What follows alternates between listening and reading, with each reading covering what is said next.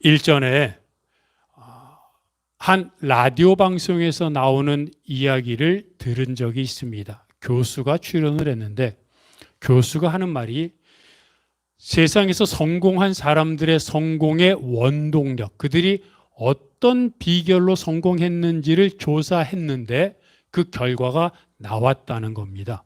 그래서 어떤 저명한 단체가 그 결과를 조사했는데 궁금하지 않습니까? 사람들이 어떻게 해서 성공했을까라는 생각을 하는데 그 교수가 하는 말은 이렇습니다. 성공할 수 있었던 비결을 100으로 쳤을 때 그 100 중에 50이 뭐냐면 그 사람이 어느 나라에서 태어났느냐 하는 거라는 겁니다. 의외죠? 그 사람이 어느 나라에서 태어났느냐 하는 것이 그가 성공할 수 있느냐 없느냐의 비중을 50이나 차지한다는 겁니다. 예를 들어 그 사람이 성공할 수 있었던 것은 미국에서 태어났기 때문입니다. 이런 예를 들더라고요. 만약에 아프리카에서 태어났다면, 만약에 동남아에서 태어났다면 그는 미국에서 성공했던 것만큼 성공할 수 없었을 겁니다. 그 말을 들으니까 고개가 끄덕여졌습니다. 그런데 그 말을 합니다. 100 중에 50이 어느 나라에서 태어났느냐인데 또 30이라는 비중이 있는데 그 30은 부모가 누구냐는 겁니다. 즉 부모로부터 유전자를 이어받았기 때문에 성공할 수 있었다는 겁니다.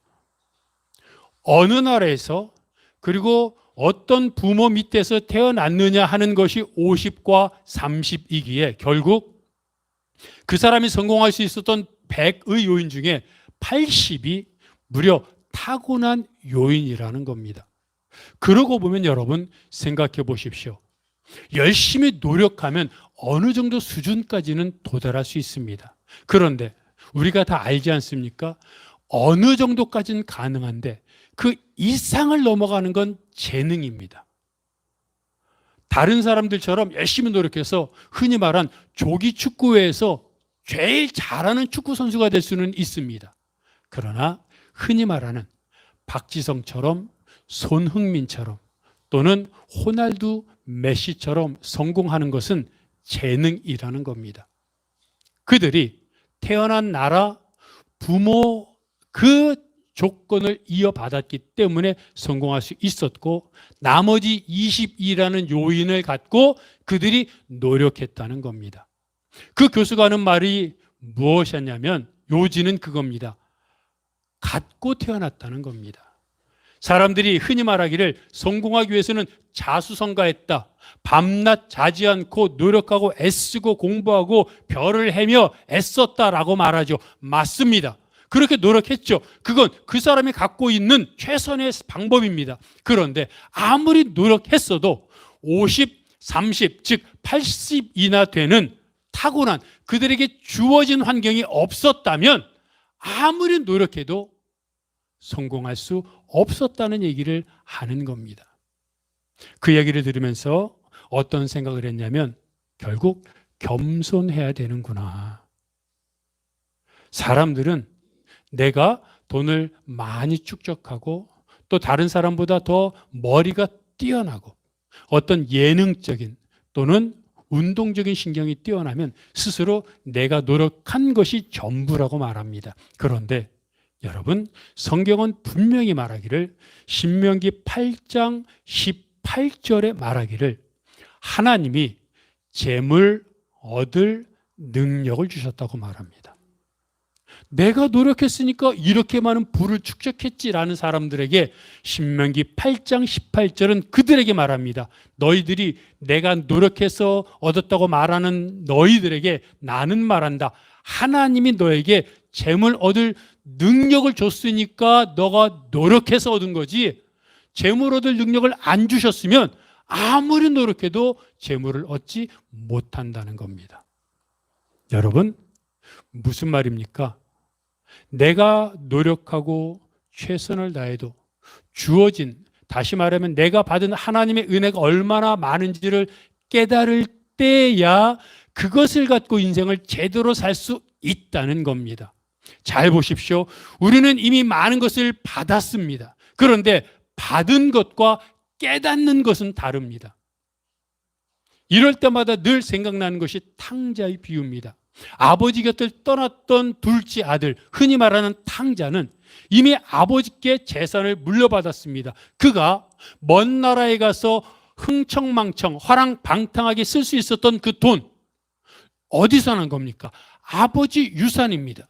아버지가 죽어야 받을 수 있는 유산을 살아있는데도 받았으니, 즉 그 둘째 아들이 밖에 나가서 사업을 했든 엉뚱한 데 썼던 그 모든 것의 근원은 아버지께 받은 겁니다. 그런데 둘째 아들은 그것을 자기 거라고 착각했습니다. 내 거라고 생각했습니다. 그래서 그는 그것을 자기 마음대로 사용했습니다. 그래서 결국 배가 망신하고 말았지요. 근데 그것을 언제 깨달았습니까?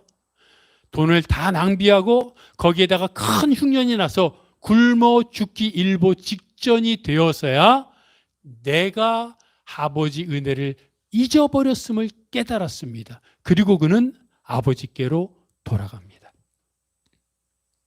아버지 재산을 갖고 있었지만 그것을 내 것이라고 생각할 때는 내 마음대로 썼고 결국 알거지가 되었습니다. 그러나 거지가 되었음에도 아버지의 은혜를 깨닫자 돌아왔고 그는 신분 상승과 모든 것을 다시 회복하였습니다. 성경은 여기까지 말합니다.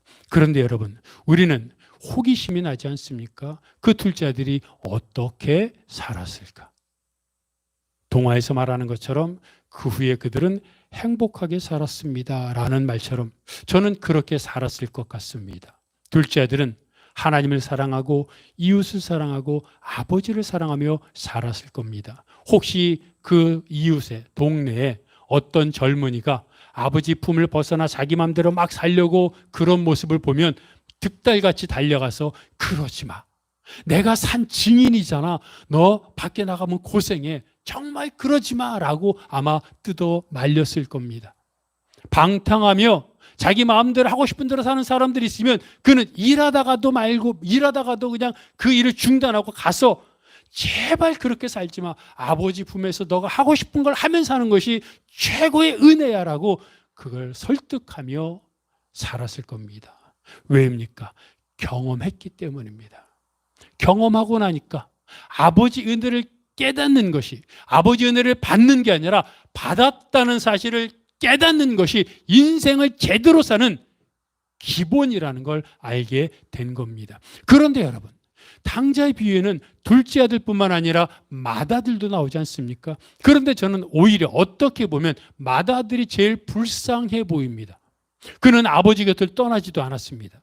아버지 명을 어기지도 않았습니다. 늘 옆에서 묵묵히 소처럼 일하기만 했습니다. 그런데 그는 정말로 종처럼 아버지 은혜를 모르며 살았습니다. 아버지가 뭐라고 말합니까? 내 것이 너 거야 라고 말했는데도 맏아들은 아버지께 내 것이라는 걸 모르고 아버지 건 아버지 거고 나는 일꾼처럼 산다고 생각하며 살았습니다.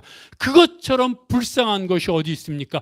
내 것인데, 다 내 것인데 내 것인 줄 모르고 월급쟁이처럼 사는 불쌍한 인생이 어디 있습니까? 하나님의 자녀는 하나님의 권세를 다 누리며 살 수 있는데 그 말을 들으면서 아멘 아멘 하고 나는 하나님의 자녀야 라고 말하면서 이 땅에 살면서 걱정하고 근심하며 불평하며 사는 것처럼 불쌍한 인생이 어디 있습니까? 그게 바로 누굽니까? 맏아들입니다. 그는 열심히 일하면서도 아버지에게 이렇게 말하죠. 나는 열심히 일했는데 왜 염소 새끼 한 마리라도 줘서 친구들하고 먹고 즐기라고 하지 않습니까? 듣고 보면 맏아들 말이 맞는 것 같은데 아버지는 그렇게 말하지 않잖아요. 너 건데 왜 나한테 달라 그래? 아니, 염소 새끼가 아니라 살진 송아지, 아니 큰 황소라도 2마리 3마리라도 너가 먹고 싶으면 갖다 먹어. 나한테 물어보거나 요청할 필요가 없어라는 건데 그 사실을 모릅니다. 왜요? 아버지 옆에 있지만 아버지 옆에 있는 건 일하기 위해서고 봉사하기 위해서고 섬기기 위해서입니다. 그런데 여러분, 부모 자녀가 같이 있는 게 일하기 위해서입니까? 아니잖아요. 교제하고 아버지를 바라보고 아버지 마음이 무엇인지, 아버지가 원하는 것이 무엇인지, 아버지가 지금 아들에게 어떻게 하고 있는지를 깨닫고 그 안에서 누리는 것이죠. 누리고 나서 그 은혜를 갖고 사는 건데, 은혜를 깨닫지 못하고 봉사만 하니 아들이 일꾼처럼 살고 있었던 겁니다. 결국 아버지 은혜를 깨닫고 돌아온 둘째 아들은 아버지 은혜를 다 누리고 살았겠지만, 맏아들은 그렇게 계속 살았다면 아버지 은혜를 누리지 못하고 깨닫지도 못하고 계속 머슴처럼, 종처럼, 하인처럼 살게 되었을 겁니다. 여러분, 교회를 다니는 사람은 많습니다. 그런데 교회 와서 또 예배의 자리에 앉아 있는 사람도 많습니다. 그런데 봉사의 자리에 있고 예배의 자리에 있고 교제의 자리에 있는 사람들은 많은데, 맏아들처럼 아버지 옆에 있고 아버지 옆에서 봉사하고 섬기고 일하는 사람은 많은데, 실제로 아버지에게 가서 아버지 음성을 듣고 아버지와 대화를 나누고 아버지 마음이 무엇인지를 아는 맏아들이 되어야 되는데, 그런 성도들, 예배의 자리에서 진정 말씀을 통해, 예배를 통해 오늘 하나님이 나에게 무엇이라 말씀하시는가, 오늘 하나님이 나를 얼마나 사랑하시는가를 깨닫고 결단하고 돌아가는 성도들이 얼마나 되겠느냐 하는 겁니다. 추수감사주일입니다. 추수감사주일만 되면 사람들은 본능적으로 내가 무슨 은혜를 받았나 돌아보게 됩니다. 그런데 그때마다 딜레마에 빠집니다. 받은 은혜를 찾아보려고 하는데 아무리 찾아봐도 나이가 들면서 몸은 약해졌죠. 작년까지만 해도 관절이 괜찮았는데 관절이 더 쑤시죠. 치매 걸린 건지 자꾸 더 까먹죠. 아니, 받은 은혜를 생각해 보려는데 은혜는커녕 점점 몸도 안 좋아지고, 승진해야 되는데 승진 대상에서 떨어지고, 내가 갖고 있는 집은 시가가 반토막 나고 주가도 반토막 나고, 자녀들은 속 썩이고.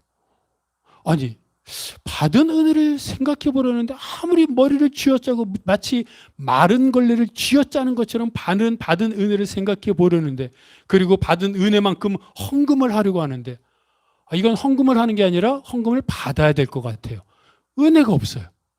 그러니 이거 참 추수감사주일이 고난주일인 것 같은 겁니다. 그런데 여러분, 이건 관점이 잘못되었기 때문입니다. 사람들은 자꾸 추수감사주일에 받은 은혜를 생각해 보라 그러면, 내가 수입이 늘었나? 건강이 좋아졌나? 또는 자녀들이 잘 되었나? 결혼 못한 자녀가 이번에 결혼했나? 또는 사업이 잘 됐나? 이런 거를 생각하는데, 이게 받은 은혜가 아니라는 겁니다. 받은 은혜를 세어보라는 건 하나님과의 관계를 정립하라는 겁니다. 하나님과 나와의 관계가 제대로 형성되어 있나를 보라는 겁니다. 그 관계, 하나님과 나와의 관계가 정상일 때, 내가 지금 하나님의 얼굴을 보고 있을 때, 그때 그 마음을 갖고 그 신앙을 갖고 주위를 둘러보면 다른 겁니다. 나에게 고난이 있으면 복이 없는 겁니까? 하나님이 나에게 벌 주시는 겁니까? 또 내가 수입이 많아지면 하나님 나에게 복을 주는 겁니까? 이런 일률적인 관계가 형성이 안 된다는 겁니다. 다윗이 사울왕을 피해 도망 다녔습니다. 10년 이상을 도망 다녔습니다. 겉으로 보면 얼마나 큰 고난입니까? 죽지 못해 도망 다녔으니까요. 근데 그 시간이 다윗에게는 오히려 일생에 가장 하나님의 은혜를 경험하는 시간이었습니다. 반면에 출애굽한 이스라엘 백성들이 40년 동안 광야 생활했습니다. 그것은 불순종의 대가였습니다. 불순종으로 인한 벌이었습니다.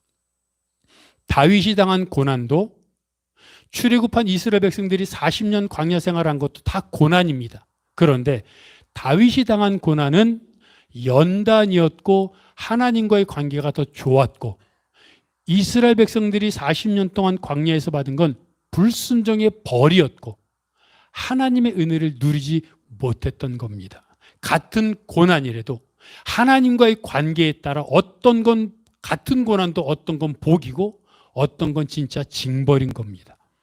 그렇다고 부유하면 다 복입니까? 모세가 애굽에서 살던 때 애굽의 왕자로서 왕궁에서 살았습니다. 그게 복입니까?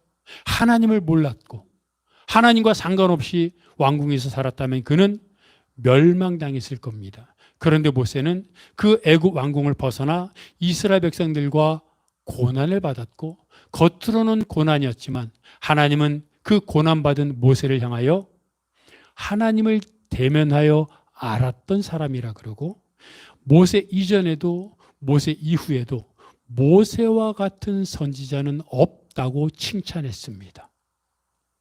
그 관계를 알 때 우리는 단지 올해 내가 사는 집값이 뛰었으니까 복이다, 또는 내 몸이 약해졌으니까 복이 아니다라고 일률적으로 말할 것이 아니라 하나님과의 관계 속에서 하나님과의 관계만, 하나님의 나를 얼마나 사랑하시는지 내가 하나님의 은혜를 느끼고 경험하며 살아가는 그 순간이면 바울이 말했던 것처럼 내 몸이 쇠약해져도 내 심령은 날로 새로워진다고 말했던 것처럼 내 몸은 약해도 하나님 앞에 가까이 나아가면 그것이 복이요 그 가운데 하나님의 은혜가 넘치는 겁니다.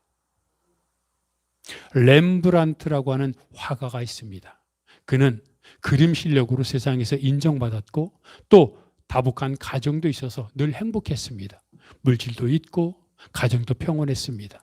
그런데 어느 날 자기를 지지해주고 사랑해주던 아내가 그만 세상을 떠나고 말았습니다. 그는 시리에 빠졌고 방황했습니다. 그림을 그리지도 못했고 너무나 많은 고난 가운데 있었습니다. 그러다 그가 이 땅에서의 죽음이 전부가 아니라 또 다른 인생, 영원한 생명이 있다는 사실을 깨닫고 예수 그리스도를 획기적으로, 극적으로 영접하게 되었습니다. 그리고 나서 고난을 딛고 그림을 그렸는데 그게 야경이라고 하는 그림입니다. 밤중의 경치죠. 그런데 이 야경이라는 그림이 암스테르담 박물관에 전시되어 있는데 사람들이 너무 그림을 잘 그렸으니까 이거에 도대체 얼마에 팔 수 있습니까? 라고 물었더니 렘브란트가 말합니다. 이건 아내의 죽음을 통해 참 생명이 무엇인지를 깨닫고 그린 것이기 때문에 값으로 칠 수 없습니다라고 말합니다. 그 이후에 그는 더 신앙이 돈독해지고 성숙해졌고 그리고 나서 부활하신 주님이 제자들을 만나는 과정을 그린 엠마오 도상이라는 그림을 그렸습니다. 엠마오 도상, 여러분 잘 아시지 않습니까? 두 제자가 엠마오 마을로 가는데 예수님이 나타나셔서 그들과 함께 대화를 나누는 장면을 그린 게 엠마오 도상입니다. 렘브란트는 이 그림을 그리기 위해 18개의 번역본 성경을 다 읽어보고, 왜? 그때 분위기와 그때 상황을 알고 제대로 그리려고 그렇게 많이 준비를 했습니다. 그리고 저희가 보면 잘 모르지만 화가들, 전문가들이 보면 이 사람들의 그 모습, 그리고 이 옆에 있는 나무들과 이 풍경들이 마치 살아서 움직이는 것과 같은 그런 모습을 띠고 있다고 합니다. 그러면서 렘브란트는 이 그림을 그리고 나서 나는 참 생명이 무엇인지 깨닫고 나서 이 그림을 그렸다라고 외쳤다고 합니다. 진짜 부활의 예수 그리스도를 만난 이후에 그 부활의 소식을 전하는 예수님의 모습, 부활의 소식을 듣는 제자들의 모습을 통해 이 두 제자가 바로 나 자신이요 내 모습이어야 한다는 것을 깨닫고 그린 그림이 바로 엠마오 토상이라는 것입니다. 보십시오. 하나님을 알기 전에는 내가 그린 그림, 그리고 그림으로 먹고 살고 가정이 부유하면 그것으로 되었습니다. 하지만 고난이 있었지만 고난을 통해 예수 그리스도를 경험하게 되었고 내가 하나님의 은혜를 입었구나라는 것을 깨닫고 나서 렘브란트는 자기에게 주어진 화가라고 하는 재능을 통해 엠마오 도상 또 다른 여러 가지 성화를 그림으로 많은 사람들에게 영감을 주고 은혜를 주었던 겁니다. 오늘 본문에서 바울은 자기의 모든 것이 은혜라고 고백합니다. 여러분, 우리가 아는 것처럼 바울처럼 고생한 사람이 어디 있습니까? 바울은 죽을 뻔한 적도 여러 번 있었고 마지막에도 순교당했습니다. 그랬던 바울이, 그렇게 노력하고 복음을 위해 자기 목숨을 아끼지 않았던 사람이 그 정도면 나는 이렇게 노력했다라고 자랑할 법도 한데, 그가 결론 내린 건 하나님의 은혜라는 겁니다. 그런데 바울이 원래 어떤 사람이었습니까? 그는 예수님을 핍박하고 복음을 박해하는 사람이었습니다. 그가 다메섹으로 가던 도중에 예수 그리스도를 만나 변화되었던 겁니다. 그런데 중요한 것은 예수님이 다메섹으로 가던 도중에 바울을 만나 이렇게 말씀하셨다는 겁니다. 사도행전 26장 14절을 보면 이렇게 말합니다. 사도행전 26장 14절을 여러분이 한번 읽어봅니다. 시작.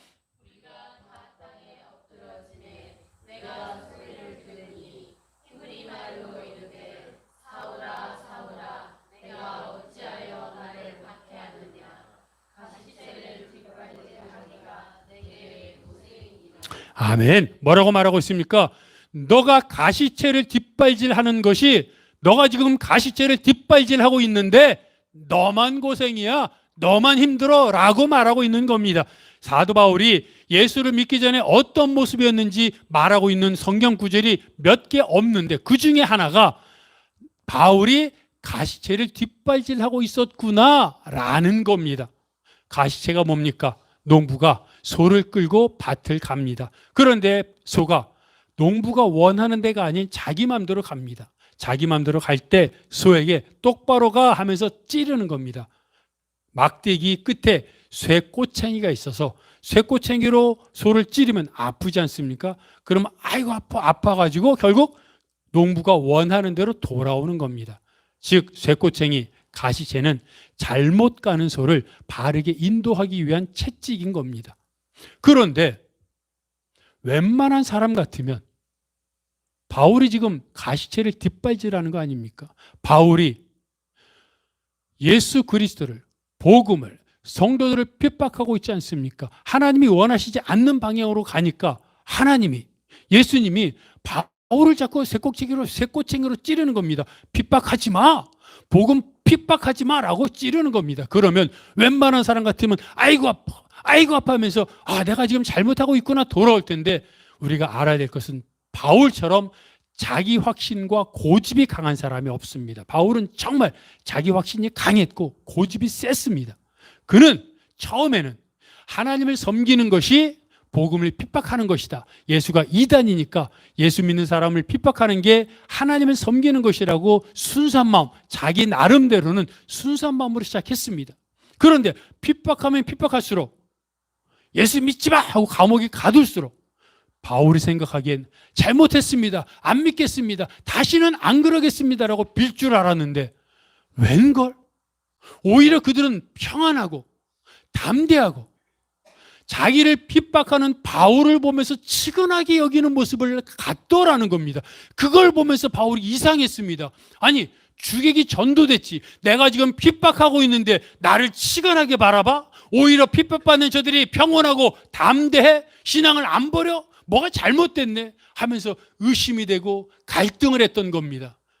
그런 갈등의 여지 속에서 바울이 다메섹까지 간 것은 하나님을 위한 신앙이기보다는 자기가 갖고 있던 그 극한 마음, 갈등, 이 사람들이 끝까지 하나 안 하나 보자라고 하는 자기 확신에 차서 갈등을 끝까지 극대화시켜 악에 바쳤던 거라고 저는 생각을 합니다. 그래서 지금 그들이 변화되지 않는 모습을 보면서 마치 악에 바쳐서 그래 어디까지 버티나 보자, 내가 예루살렘뿐만 아니라 다메섹뿐만 아니라 어떤 이방인 도시라도 가서 내가 박해할 거라고 하는 정말 악에 바쳤던 발버둥이었던 겁니다. 즉 그건 뭡니까? 발버둥 치는 것은 조금만 건드리면 넘어진다는 얘기입니다. 다른 사람 같으면 진작에 복음화 됐을 텐데 바울은 자기 확신이 너무 커서 끝까지 갈등과 그리고 의심이 들고 번민이 들어도 자기 확신 그리고 고집을 버리지 않았기에 그런 악에 바쳤던 바울이 다메섹으로 갈 때 예수님이 탁 나타나셔서 건드려 주신 겁니다. 그러자 바울이 넘어진 겁니다. 그게 뭡니까? 가시체를 뒷발질한 겁니다. 아니야, 핍박하지 마라고 하나님이 예수님이 자꾸 경고를 주고 마음에 갈등을 줬는데 그때마다 바울이 아니야, 내가 하고 싶은 대로 할 거야 하면서 뒷발질하는 겁니다. 그때마다 더 아프고 힘들고 악에 바쳤겠지요. 무슨 말입니까? 바울은 이미 모든 걸 다 가진 사람이었습니다. 바리새인이었지요. 그 당시 가장 유명한 석학 가말리엘의 제자였죠.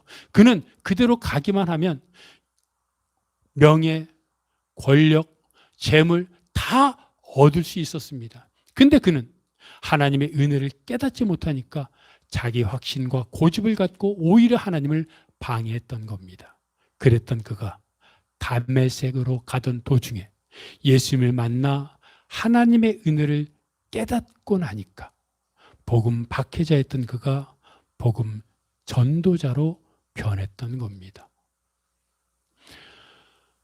우리는 이미 이 땅에서 많은 것을 받았습니다.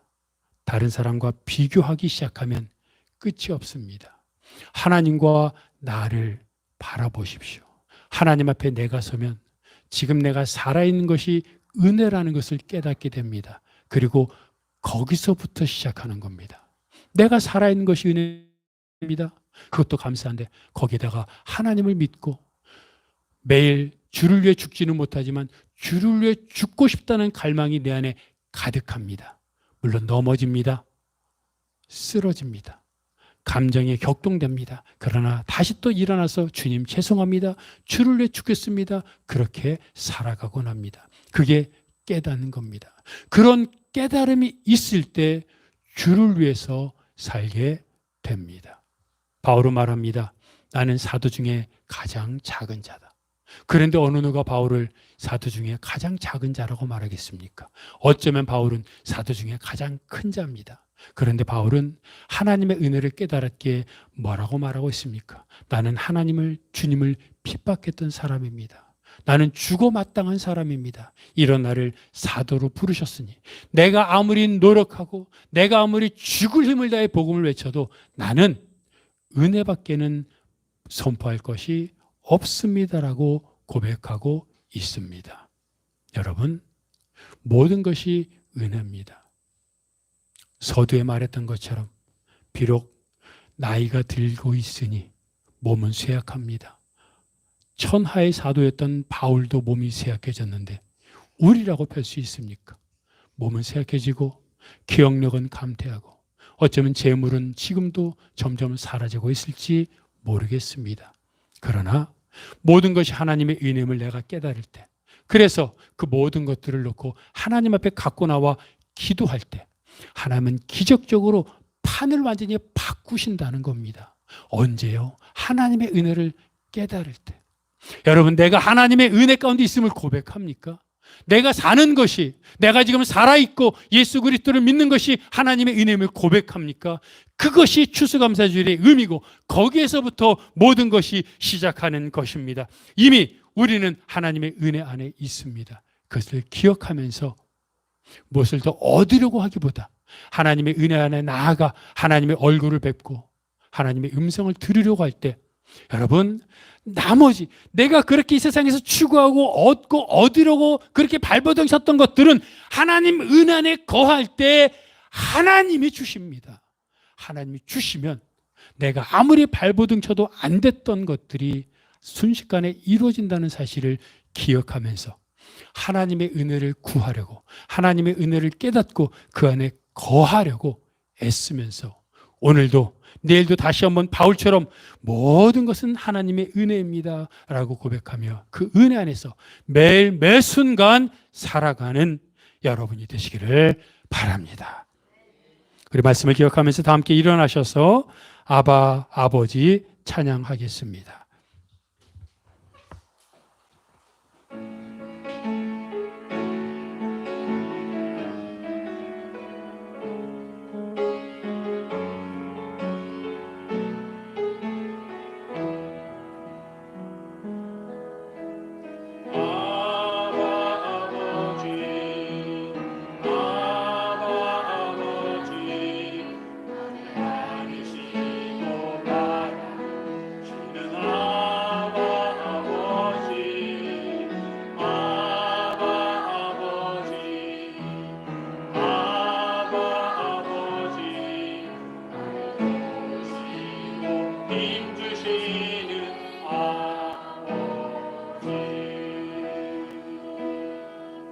주는 내 마음을 지시고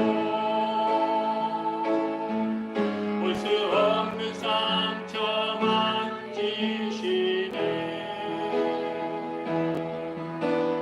나를 아시고 나를 이해하시네. 내 영혼 새롭게 세우고. 처음부터 다시 합니다. 아버지, 아버지, 아버지, 아니시고 아시는 아버지, 아버지, 아버지, 오시고 힘주시는 아버지. 주는 내 마음을 지시고 볼 수 없는 상처 만지시네. 나를 아시고 나를 이해하시네. 내 영혼 새롭게 세우주는 내 마음을, 주는 내 마음을 지시고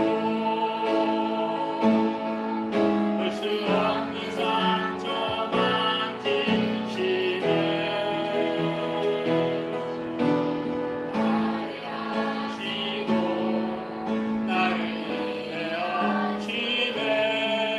내 영혼 새롭게 세우시네. 바울이 고백했습니다. 모든 것이 하나님의 은혜입니다. 탕자가 집으로 돌아왔을 때 살찐 송아지, 금반지, 신발, 귀한 옷 그거 받으려고 왔습니까? 아닙니다. 아버지 은혜를 깨달았기 때문에 그저 잘못했다고, 아버지 내가 잘못했다고 용서해달라고, 종으로 살아도 좋으니 아버지 옆에 있게 해달라고 그 말 하려고 왔습니다. 깨달은 겁니다. 그게 은혜입니다. 그렇게 했더니 아버지가 다 주지 않습니까? 우리도 마찬가지입니다. 얻고 싶고 갖고 싶은 거 많습니다. 그러나 아버지 은혜를 깨닫는 게 먼저입니다. 하나님 앞에 나아가 말씀을 읽으십시오. 하나님 앞에 나아가 기도하십시오. 말씀을 읽고 기도하며 하나님을 바라보십시오. 하나님과 단둘이 고요한 시간에 어디서든 하나님과 동행하십시오. 그때 하나님이 주십니다. 모든 것이 하나님을 고백하며 주님, 하나님을 사랑합니다. 주님, 하나님을 사랑합니다. 고백하면서 통성으로 기도하겠습니다. 하나님 아버지, 오늘도 하나님 앞에 나왔습니다. 모든 것이 하나님을 고백해 하나님의 은혜임을 고백하면서도 자꾸 내 공로가, 내 노력이, 내가 한 것이 생각나서 교만해지곤 합니다. 하나님, 다시 고백하오니 나에게 있는 모든 것이 하나님의 은혜임을, 하나님의 것임을 고백합니다. 하나님이 나와 동행하시고 하나님을 바라보심을 고백합니다. 매일 매 순간마다 하나님 말씀을 기억하며 하나님을 찬양하며 살아가는 저희들 될 수 있도록 아버지 하나님 붙잡아 주시옵소서. 아버지 하나님, 오늘도 날마다 말씀 앞에 오늘도 하나님을 찬양하며 하나님께 영광 돌리며 살아가게 하여 주셔서 아버지 하나님, 매일 매 순간 하나님께 영광 돌리며 하나님을 찬양하며 살아갈 수 있도록 아버지 하나님 붙잡아 주시옵소서. 사도 바울이 주님께 고백했던 것처럼 내 모든 것이 하나님의 은혜라는 것을 다시 한번 고백하면서 아버지 하나님, 내가 사는 것도 은혜요 내가 죽는 것도 은혜인 줄 고백하오니 이제는 하나님 앞에 나아가 하나님만 바라보며 하나님을 의지하며 그래서 매 순간 하나님께 영광 돌리며 살아가는 저희들 될 수 있도록 아버지 하나님 붙잡아 주시옵소서. 아버지, 언제나 하나님 앞에 정말로 하나님을 기억하며 하나님의 말씀과 기도로 하나님을 찬양하며 하나님께 영광 돌리며 살아갈 수 있도록 도와주시옵소서. 하나님 아버지, 모든 것이 하나님의 은혜임을 고백합니다. 하나님을 바라보며 이 땅을 살게 하시고 주님, 갖고 싶은 것, 얻고 싶은 것, 되고 싶은 것도 많지만 가장 우선이, 가장 먼저가 하나님과의 관계를 회복하는 것임을 기억하게 하셔서 하나님 앞에 나아가게 하시고 하나님 앞에 무릎 꿇게 하시고 하나님을 잠잠히 바라보게 하셔서 말씀과 기도를 통하여 하나님을 누리고 하나님을 찬양하며 살아갈 수 있도록 도와 주시옵소서. 추수감사주의를 하나님께 은혜로 지키게 하심을 감사합니다. 또 우리 최준호 집사님, 문검덕 집사님 강단 꽃꽂이를 하나님 앞에 헌신하며 드리게 하시니 감사하고, 또 우리 최남희 집사님 귀한 떡을 하나님 앞에 드려 모두가 맛있게 하나님을 섬기며 누리게 하시니 감사합니다. 이런 헌신, 섬김, 베품, 나눔 하나님 정말로 기억하시고 다 세워주셔서 후히 되어 누르고 흔들어 넘치도록 안겨주셔서 하나님을 섬기고 베푸는 그런 성도들이 얼마나 하나님께 복받는지를 우리가 보고 우리도 그렇게 살게 하여 주시옵소서. 이 모든 것 예수 그리스도의 이름으로 기도하오며, 이제는 우리 주 예수 그리스도의 은혜와 아버지 하나님의 사랑하심과 성령님의 교통하심이 하나님 앞에 모든 것이 은혜임을 고백하면서 은혜를 깨닫고 하나님 앞에 더 나아가 하나님만 바라보며 하나님만 기억하며 하나님이 전부인 삶을 살겠다고 다짐하는 모든 성도들 머리 위에, 그들의 가정과 사역과 기도 제목 위에, 이 교회, 이 민족, 온 세계의 복음화 위에 영원토록 함께 하옵시기를 간절히 축원하옵나이다. 아멘.